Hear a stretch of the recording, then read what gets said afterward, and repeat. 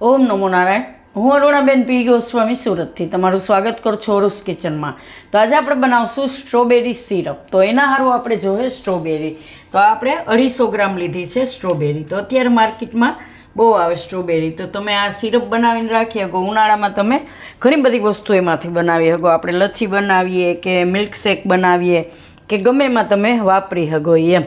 તો એના સારું 250 સ્ટ્રોબેરી અને આ ખાંડ. તો ખાંડ આપણે લીધી છે 3 મોટી ચમચી, એટલે અંદાજે તમે કહો તો 60-70 ગ્રામ જેટલી ખાંડ છે. અને થોડીક આપણે જોઈએ આમાં લીંબુના ફૂલ, એક ચૂટકી જેટલા જ એમ, કેમ કે આને આપણે સ્ટોર કરી શકીએ એટલા માટે, અને થોડીક ખટાશ જોઈએ એટલે બસ આટલી જ વસ્તુ આપણે જરૂર પડશે. તો પહેલાં આપણે આ સ્ટ્રોબેરી છે એને ધોઈ નાખશું. તો આ સ્ટ્રોબેરી છે એને પહેલાં આપણે આ રીતે પાણી લઈ અને એમાં ધોઈ નાખવાની, આ રીતની. તો અલગ અલગ નાની મોટી એ રીતની આવતી હોય સ્ટ્રોબેરી. તો આ રીતે થોડીક ધોઈ અને એને આ ઉપરનો ભાગ કાઢી નાખવાનો, જે ગ્રીન કલર છે એ, અને એક કપડાથી એને થોડીક આમ કોરી કાઢી નાખવાની. આ રીતે કોટનનું કપડું લઈ અને આ રીતે એને કોરી કાઢી નાખવાની. અને જેમાં આપણે બનાવવું હોય એમાં જ આપણે એને સુધારી લેવું. તો બધી આ રીતે કોરી કરીને એમાં લઈ લેવું એમ. એકદમ હળવા હાથે એને લોહી નાખવાની એમ. ખાલી આમ વજન દો એટલે પાણી બધું શોષી લે કપડું આ રીતે. તો બધી સ્ટ્રોબેરી આ રીતે તૈયાર કરી લેવું આપણે. તો બધી સ્ટ્રોબેરી આપણે આ રીતે સાફ કરી લીધી છે. હવે એને આપણે સુધારી લેવું. તો આમાં આપણે એના ટુકડા કરી લેવું. આ થોડુંક સફેદ ભાગ હોય એ કાઢી નાખશું આપણે, અને ટુકડા કરી લેવું આ રીતના.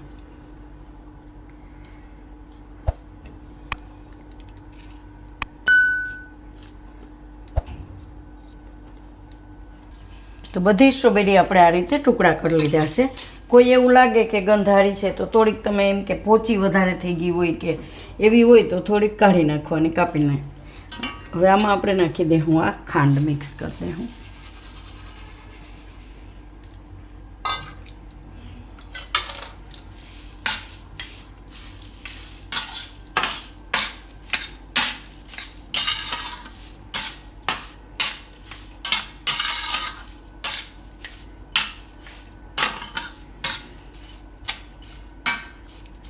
તો આ રીતે ખાંડ મિક્સ કરીને હવે એને આપણે રાખી દઉં ગેસ ઉપર, અને ગેસ ચાલુ કરી દઉં. અને આપણે ખાંડને ઓગાળી લેવું આના ભેગી, સ્ટ્રોબેરી ભેગી.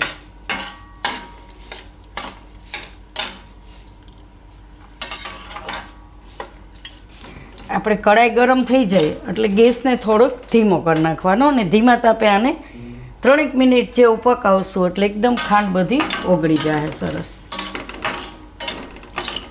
તો ગેસ બહુ ફૂલ નહીં રાખવાનો.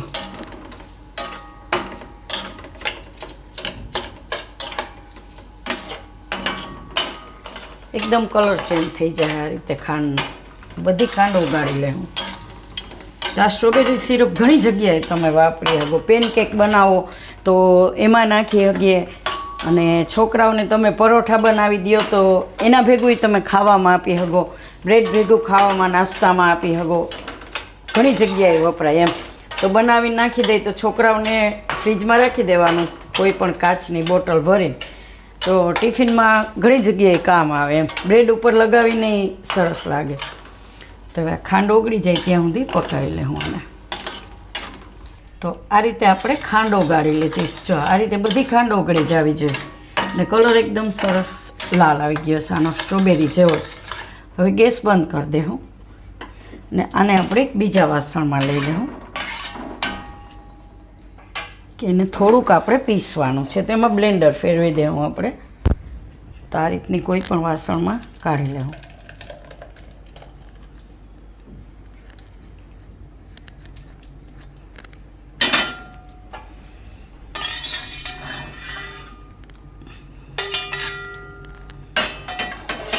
તો આમાં આપણે હવે બ્લેન્ડર ફેરવી લઈએ. તો બ્લેન્ડર તમે ગરમા ગરમમાં ફેરવી શકો.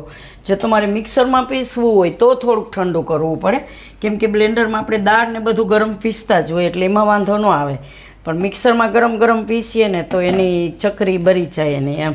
તો આને આપણે થોડુંક બ્લેન્ડર ફેરવી દઈએ. થોડાક ટુકડા રહીએ તો વાંધો નહીં એમ. તો આને આપણે આ રીતે પીસી લીધું. તો એને પાછું પેનમાં લઈ લઉં, આમાં કડાઈમાં. થોડુંક આ રીતનું હોય તો હાલે એમ, ટુકડા ખાવામાં આવે મોઢામાં તો સારું લાગે એમ. આ રીતનું પીસી લેવાનું. હવે ગેસ ચાલુ કરશું આપણે. આમાં નાખી દઉં આપણે આ લીંબુના ફૂલ.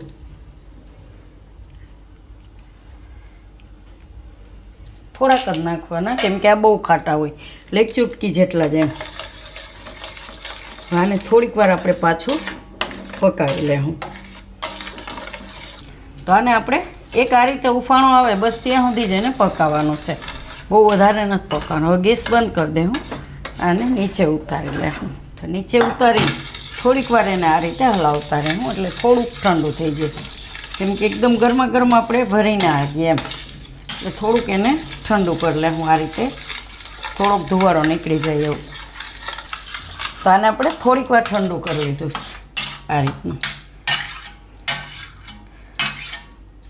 તો એને આપણે ભરી લેવું. તો આ રીતની કોઈ પણ કાચની બોટલ હોય એમાં ભરી લેવાનું. આ રીતે થોડાક ટુકડા હોય ને તો આપણે ઘણીવાર કેવું કે સ્ટ્રોબેરીનું શરબત કે લચ્છી કે પીતા હોય તો આ રીતના ટુકડા ખાવામાં આપણે મોઢામાં આવે. તો આ રીતના ટુકડા થોડાક રાખીએ ને તો સારું લાગે એમ.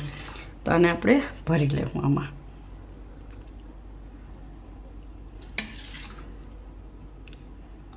તો આપણે ભરી લીધી. આટલી એક બોટલ આપણે ભરાણી છે. આટલામાં 250 ગ્રામ સ્ટ્રોબેરી હતી ને એટલી આપણે ખાંડ હતી એમ. તો આને તમે ભરીને ઠંડુ થઈ જાય એટલે ઢાંકણું ઢાંકીને એને ફ્રીજમાં તમે સ્ટોર કરી શકો એમ. તો મહિનો દી સુધી તો આને કંઈ નહીં થાય, આપણે ફ્રીજમાં રાખશું તો એમ. તો તૈયાર છે આપણું સ્ટ્રોબેરી સિરપ. તો જો તમને મારી આ રેસીપી પસંદ આવી હોય તો એને લાઇક કરજો, શેર કરજો અને મારી ચેનલને સબસ્ક્રાઈબ કરજો. અને બેલ આઇકન દબાવવાનું ના ભૂલતા. કમેન્ટ કરીને કહેજો કે તમને કેવું લાગ્યું આ સ્ટ્રોબેરી સિરપ.